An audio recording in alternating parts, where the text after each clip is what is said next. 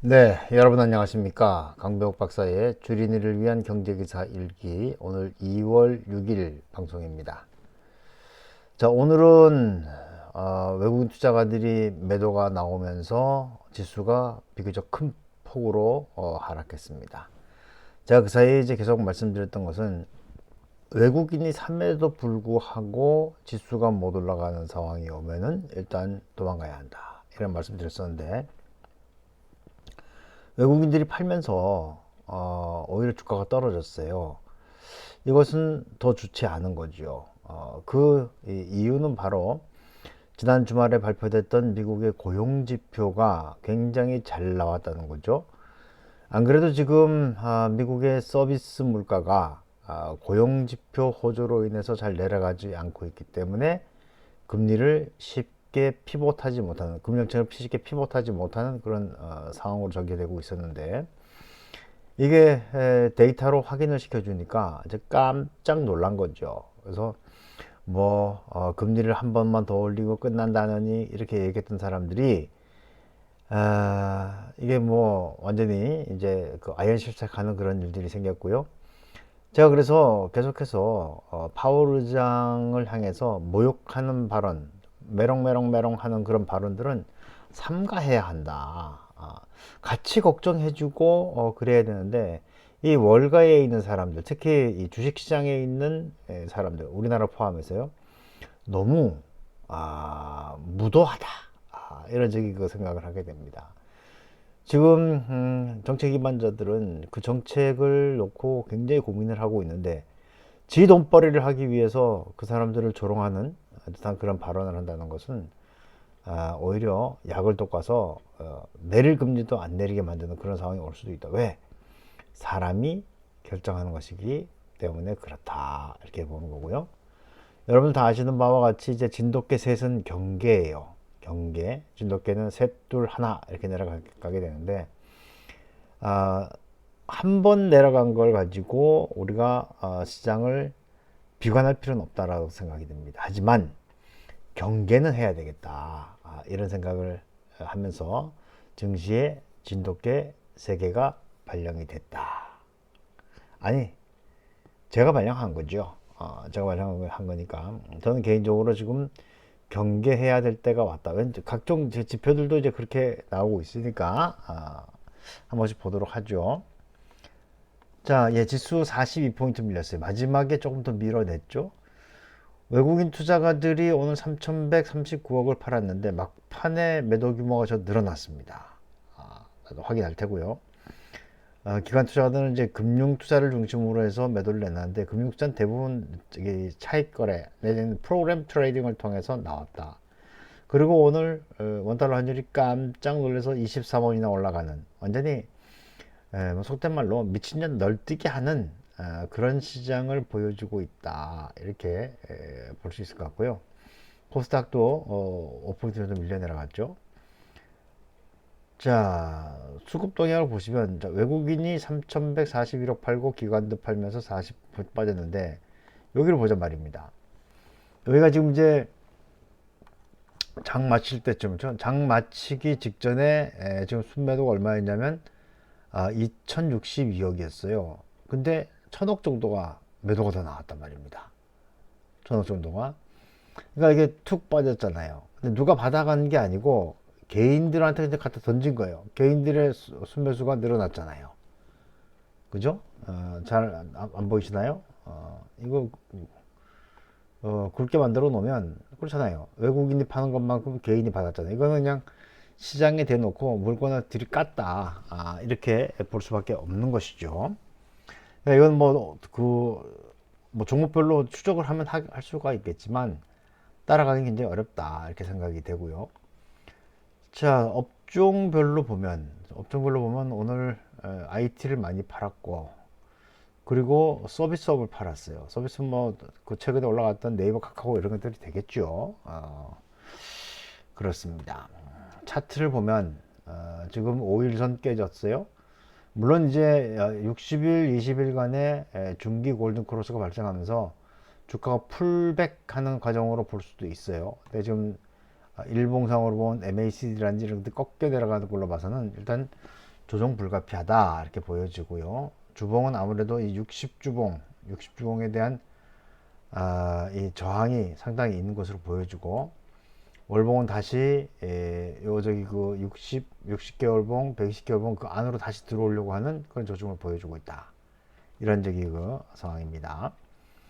시가총액 상위 종목들 보면은 삼성전자가 오늘 3.4%나 밀렸어요. SK하이닉스도 밀렸고, SK하이닉스가 채권 발행을 하는 것 같은데 적자나고 채권 발행하고, 물론 이제 그 시그널링 이론에 의해 보면은 지금 채권을 발행하는 것은 결코 나쁜 그런 상황은 아닌데, 근데 왜 증자를 하지 않고 채권을 발행하는지 이런 것들은 좀 고민을 해볼 필요가 있을 것 같다는 생각이 들어요. 자, 올라가는 것은 뭐 하나에어로스페이스, 금호석유 뭐 올랐다고 보기도 좀 쪼글스럽죠. 밀린 건 현대로템, 노르웨이하고 무기 수출 계약을 했던 것이 뻐그러졌다 그러죠. 6% 정도 밀려 내려왔고, 넷마블, 카카오페이, 크래프톤, 두산 엔나빌리티, 네이버 그렇습니다. 인공지능 쪽에 투자를 해야 한다고 2년 전, 3년 전부터 그렇게 부르짖었는데 쌩까더니 참 깝깝하게 됐습니다. 코스닥에서는 이제 2차전 쪽이죠. 에코프로 BM 이쪽은 좀 괜찮았어요. 안랩, 안철수는 뭐 저기 그 새끼 정치한다고 진짜 아주 그러니까 이제 간철수라고 하는 게 주대가 없어, 주대가. 그렇습니다. 나머지도 뭐 밀려 내려가는 그런 모습이었고요. 테마주들은 반도체 설계에서 LX 세미콘이라든지 이런 정보도 몇 개 올라간 거 그런 거 있는 것 같고요. 밀리는 것은 뭐 UL스케어, 보안인터넷, 전기자전거, 반도체 생산, 반도체 생산에 뭐 삼성전자, SK하이닉스, DB하이텍 이런 것들이 들어가 있는 상황이 되겠죠. 대체로 밀렸습니다. 해외 변수들 보면은 달러 인덱스가 바짝 올라왔어요. 금리 피봇이 어렵겠다라고 하는 것이 묻어 있는 것이고, 그러다 보니까 금값이 급락을 했고, 그렇죠? 원유도 일단 좀 내려오는 그런 상황이에요. 이번 주는 경기 지표들을 보니까 특별한 건 없는 것 같고, 내일 파월 연준 의장의 그 스피치가 있습니다. 파월 연준 의장 연설이 있어요. 요거 이제 우리가 좀 눈여겨볼 필요가 있겠다는 생각이 들고, 그리고 이번 주는 뭐 특별한 거는 없는 그런 상황이 되겠습니다. 자, 오늘 뭐 뉴스도 특별한 건 없는데 몇 개 좀 살펴보도록 하죠.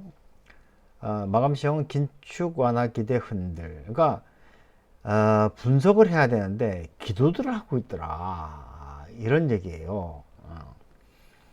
자, 코스피 지수가 외국인 기관의 매도 폭탄 속에 2440선도 내줬다. 팔았다는 거죠.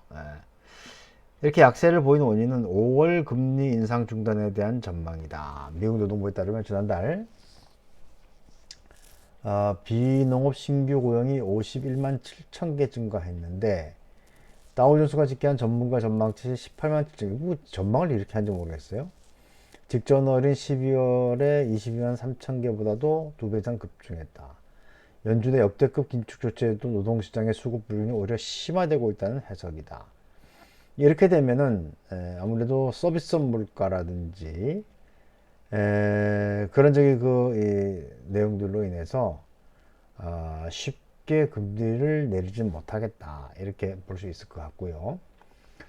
자, 그러다 보니까 이제 국내외 증시는 다음 주죠. 다음 주 CPI 발표 전까지 숨고르기를 할 전망이다, 이런 얘기가 나오고 있어요. 그러니까 이제 확인을 해야죠. 물가가 제어되고 있는지 봐야 되겠죠.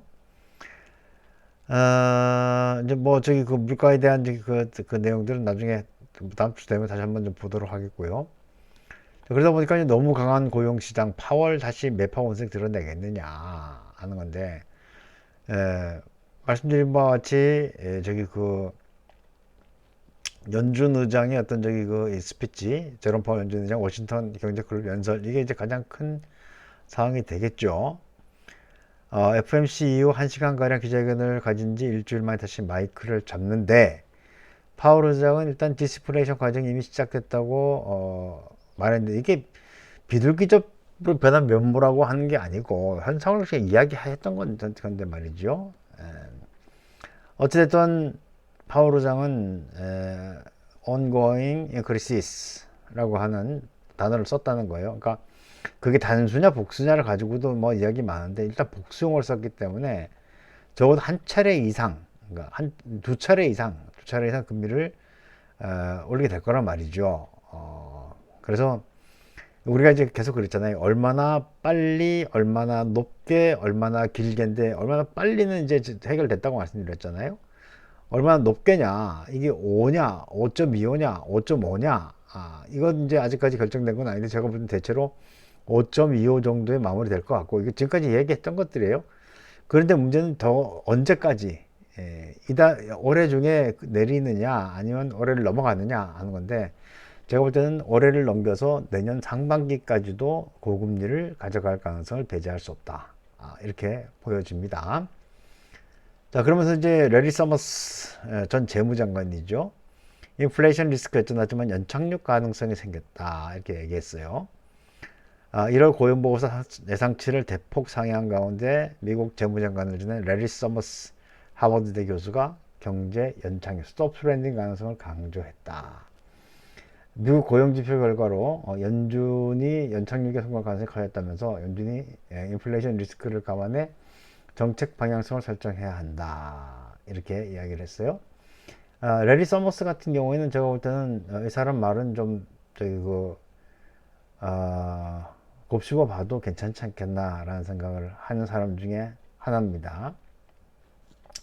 미국 경제가 아직 숲에서 완전히 빠져나온 것은 아니지만 몇 달 전에 비해서 경제 연착륙 가능성이 커졌다. 고용 때문에 그런 것이죠. 다만 이제 이런 것들이 인플레이션을 계속해서 끌고 갈 수가 있기 때문에 이 인플레이션을 연준 목표치까지 낮추는 것은 굉장히 어려울 것이다. 또한 미국 인플레이션율을 3에서 3.5까지 낮출 수 있다면 경기 침체를 촉발하는 것이 바람직하는 질문 대신에 높은 물가 상승률이 고착화되기 시작하면 인플레이션이 굉장히 오랜 시간 보내야 한다면서 인플레이션을 확실히 잡기 위해서 연준이 경기 침체를 감소하고라도 고강도 인축을 지속해야 한다. 뭐 그런 얘기예요. 그러니까 일단 물가가 제어가 돼야 되는데 그렇지 않으면 뭐 금리를 도울 수밖에 없다라고 하는 것이고, 다만 이제 그런 조치들에도 불구하고 고용시장이 냉각되지 않은 걸로 봐서는 소프트 랜딩 가능하다, 이렇게 이야기할 수 있을 것 같고요. 골드만삭스에서는 올해 안에 연준 금리 인하 기대해서 안 된다. 뭐 지금까지 이상한 소리 했다가 다시 또 이제 바른 말을 할 때 있다는 얘기예요, 그렇죠? 글로벌 IB 골드만삭스가 연준의 조기 금리 인상 중단 가능성을 일축하고 나섰다. 미국의 강한 고용시장과 경제를 감안했을 때 연준이 올해 연말까지 고강도 긴축 기조를 유지할 가능성이 크다. 그래서 올해 안에 연준의 금리 인하 정책이 단행되기를 기대해서는 안 된다. 그러니까 우리가 계속해서 이야기했던 것이 이제 이런 거란 말입니다. 그래서 많은 가정들을 하면서, 그렇죠? 많은 가정들을 하면서 미래를 풀어내는 그런 사람들이 많은데, 근데 문제는 그 가정에서 이 긍정 편향적인 그런 이 가정들을 많이 해요.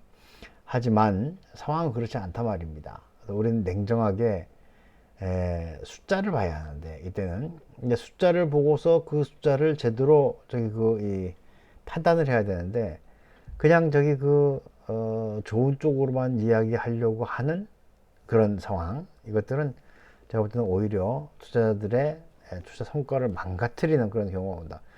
나쁘면 나쁘다고 이야기해 줘야지, 정확하게 예측을 해 줘야지, 그래야지 사람들도 거기에 맞춰 가지고 전략을 짤 거 아닙니까? 저는 그래서 계속 말씀드리지만, 지금까지 배가 물이 들어왔을 때 노를 젓는 것은 맞았어요.